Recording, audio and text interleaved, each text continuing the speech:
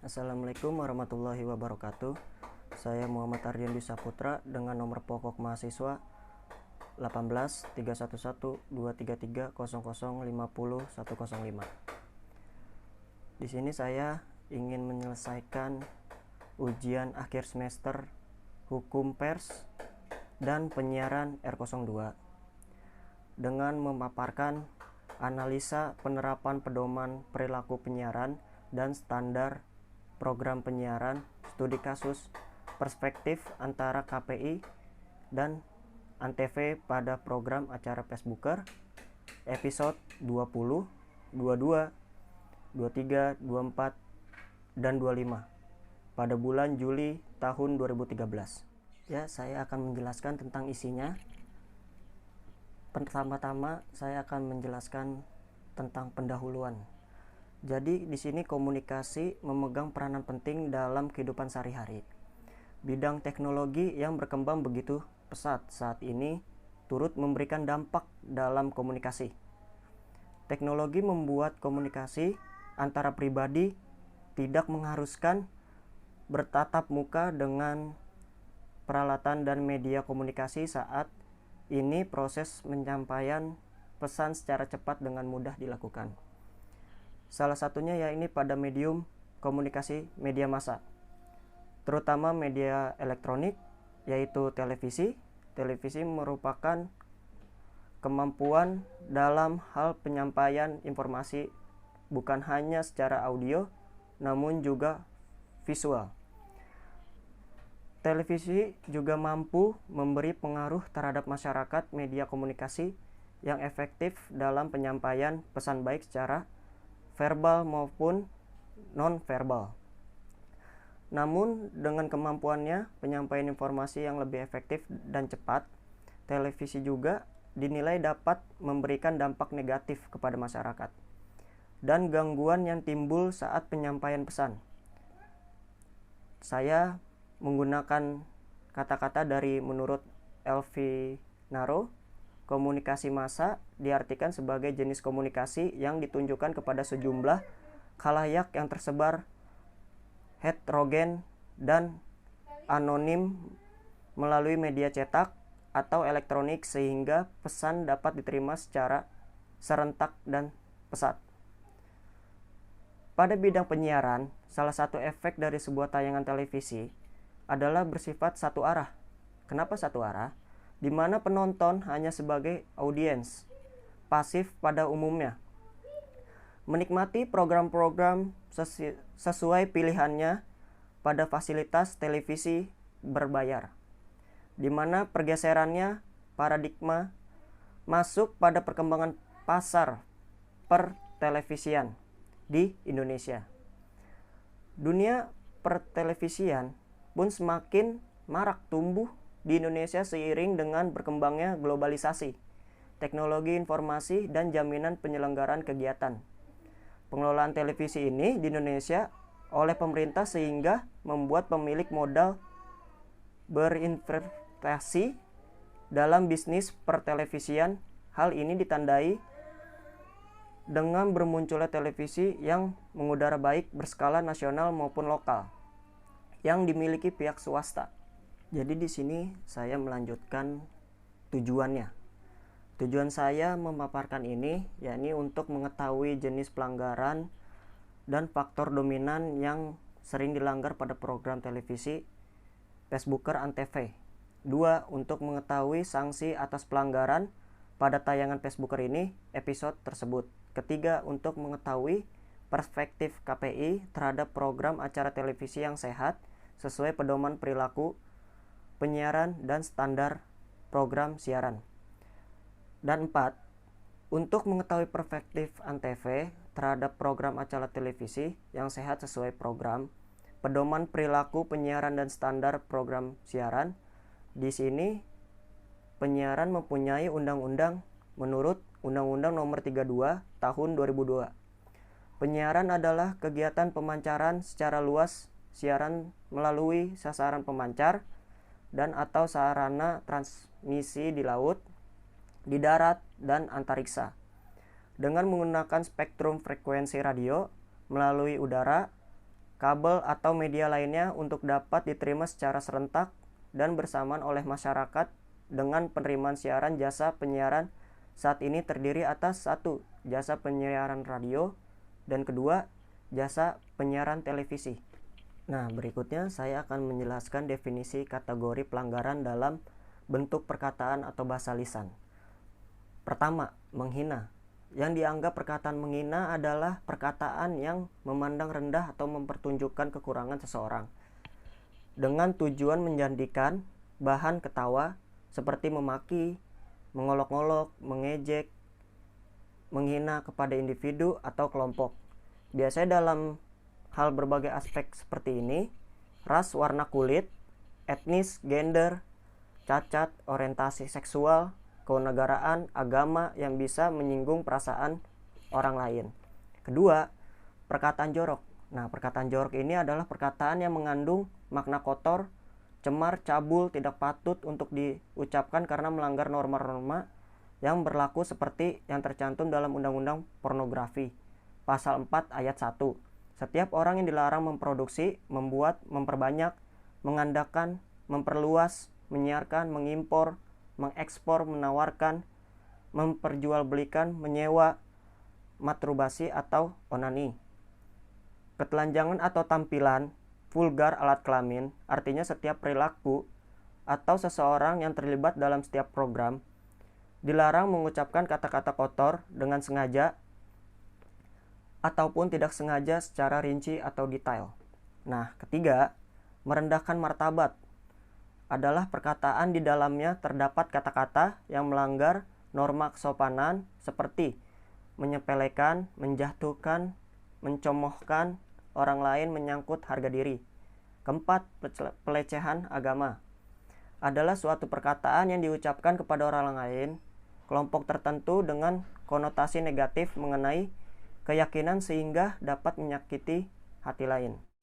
Nah, selanjutnya jadinya saya akan menjelaskan tentang perihal pokok dari kasus yang saya jelaskan ini. Pertama, jadinya tuh KPI memantau dan menganalisis telah menemukan pelanggaran pedoman perilaku penyiaran dan standar program siaran pada program siaran sahurnya Facebooker yang ditayangkan oleh stasiun Antv pada episode 20, 22, 23, 24, 25 pada bulan Juli tahun 2013 pada jam 1.47 WIB dan memberikan teguran tertulis. Pelanggaran yang dilakukan adalah penayangan adegan yang melecehkan orang atau masyarakat dengan kondisi fisik tertentu ditampilkan anak-anak dalam siaran langsung televisi pukul 9:30 malam waktu setempat, serta pelanggaran terhadap norma kesopanan dan kesusilaan. Pelanggaran tersebut yang ini jadi pertama, pelanggaran etikanya ini pada pedoman tanggal 20 Juli 2013 KPI menemukan pelanggaran pada beberapa tayangan yang ini menampilkan adegan yang melecehkan orang atau masyarakat dengan kondisi fisik tertentu serta orientasi seks dan identitas gender tertentu, melanggar perlindungan anak serta melanggar norma kesopanan kesusilaan. Yang kedua, pelanggaran etika pada pedoman tanggal 22 bulan Juli 2013. KPI menemukan juga pelanggaran pada beberapa tayangan 22 Juli tahun 2013. Pelanggaran yang ditemukan yaitu menampilkan adegan yang melecehkan orang dan atau masyarakat kondisi fisik tertentu serta orientasi seks dan identitas gender tertentu, melanggar perlindungan anak serta melanggar norma kesopanan kesusilaan adegan-adegan tersebut. Selanjutnya, pelanggaran etika pada pedoman tanggal 23 Juli 2013. KPI menemukan pelanggaran pada beberapa tayangan. Pelanggaran yang ditemukan yaitu adegan melecehkan orang dengan kondisi tertentu, seks, gender tertentu, melanggar perlindungan anak serta melanggar kesopanan dan kesusilaan.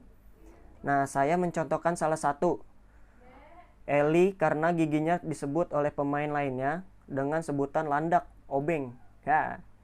Ikan sapu-sapu giginya kayak talang gitu. Rayap gigi selonjoran, serokan pasir. Dalam adegan ini, gigi Eli seolah-olah dijadikan alat pembuka botol oleh Andika. Pada kutipan tersebut dengan jelas terdapat pelanggaran dapat bentuk perkataan atau bahasa lisan yang telah menghina Eli Sugigi. Nah, jadi pada tanggal selanjutnya, pada tanggal 24, KPI terus menemukan perihal pelanggaran. Nah, contohnya Sapri dan Gisel ditakut-takuti dengan ular sungguhan pada kutipan tersebut dengan jelas pelanggaran norma kesopanan. Kedua, Sapri disebut juga sebagai anak tikus. Pada kutipan tersebut dengan jelas terdapat pelanggaran dalam bentuk perkataan, bahasa lisan menghina Sapri. Nah, di sini juga pada tanggal 25 Juli KPI menemukan juga pelanggaran kesopanan dan kesusilaan. Jessica berkata kepada kepala boneka angsa aksesoris baju yang diletakkan oleh dadanya. Di sini aja empuk, kata dia gitu. Opi Kumis menimpali dengan kata-kata ya udah di situ aja, katanya. Pada kutipan tersebut dengan jelas terdapat pelanggaran norma kesopanan dan kesusilaan, teman-teman. Nah, jadi di sini menurut perspektif KPI, Komisi Penyiaran Indonesia ini salah satu etika penyiaran yang sehat dalam etika media.